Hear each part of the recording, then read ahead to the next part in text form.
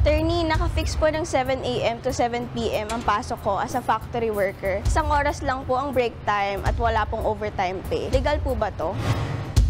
Hindi po ito legal. Ayon sa Article 83 ng Labor Code, dapat ay may isang oras na lunch break sa 8 oras na trabaho sa isang araw. Kasama din dapat ang 5 to 20 minutes na short break sa umaga at sa hapon. Ayon din sa nasabing batas, dapat ay may overtime pay ang anumang trabaho ng empleyado na lalagpas sa 8 oras kada araw.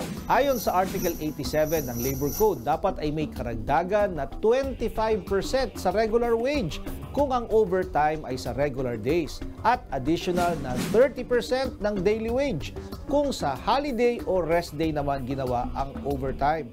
Ang employer na hindi susunod sa batas na ito ay maaaring makasuhan sa Department of Labor and Employment o sa National Labor Relations Commission at maaaring mapatawan ng parusang multa o pagkakulong ng 1 hanggang 6 na buwan ayon sa hatol ng hukuman.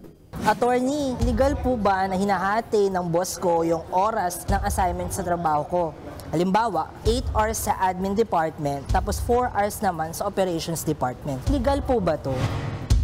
Legal po ang paghahati ng oras ng trabaho ayon sa itinakdang schedule ng employer basta may kinalaman ito sa trabaho na nakasaad sa inyong employment contract.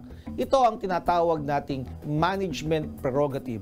Dapat lang tandaan na hindi maaaring gamitin ito ng employer para gipitin ang empleyado at hindi rin pwedeng bawasan ang benepisyo na kasalukuyan ng tinatanggap ng isang empleyado. Kung kayo po ay may nais ikonsulta sa inyong lingkod, i-follow lang ang Facebook page ng Good Morning Kapatid. Mangyaring i-private message po ninyo sa akin ang inyong mga katanungan. Maraming salamat.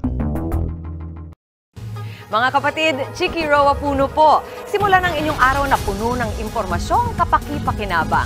Sama na sa isang makabuluhang umaga. Tumutok at mag-subscribe sa social media pages ng News 5.